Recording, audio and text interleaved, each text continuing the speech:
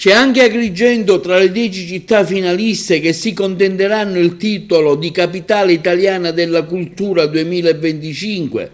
La giuria ha dunque deciso, individuando i migliori 10 progetti finalisti. Oltre alla città dei templi figurano anche quelli di Aosta, Assisi, Asti, Bagnoregio in provincia di Viterbo, Monte Sant'Angelo in provincia di Foggia, Orvieto, Pescina in provincia dell'Aquila, Roccasecca in provincia di Frosinone e Spoleto.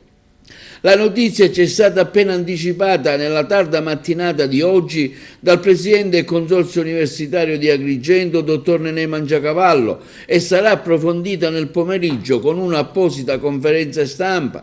È un passo decisivo che potrebbe proiettare la città dei templi verso quella vittoria che per poco non venne centrata lo scorso 2020, quando fu sindaco Calogero Firetto. Tutte le città finaliste in precedenza avevano presentato il loro progetto che è stato sottoposto alla giuria.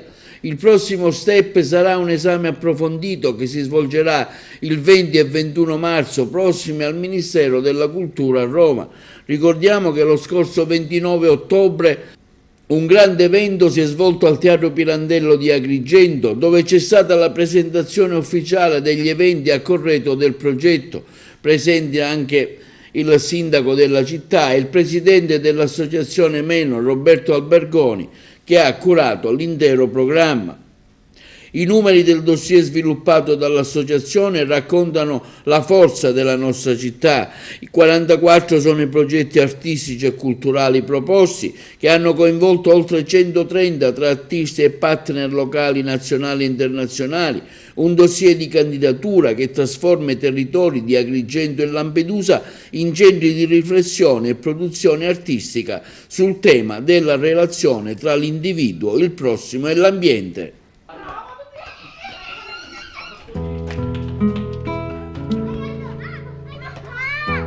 Se penso al punto in cui la vita mia s'aprì piccola al mondo immenso e vano, da qui presi la via.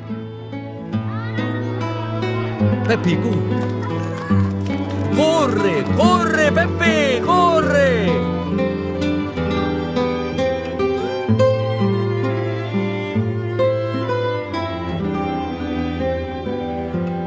Respiro, osservo, sussulto.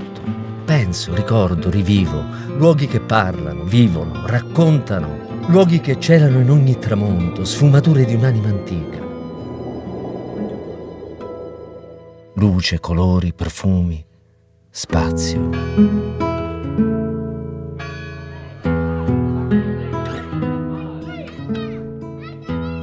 La più bella città dei mortali.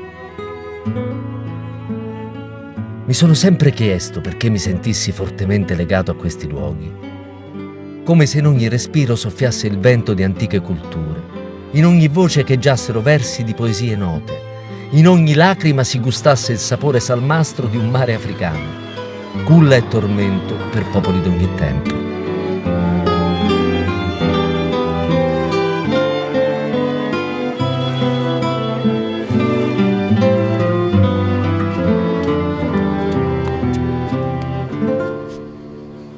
Abbiamo fatto tanta strada e qualche volta siamo pure caduti. Ora alzati, Peppe. Corre! Corre, Peppe! Corre, Peppe! Corre! Corre, Peppe! Corre!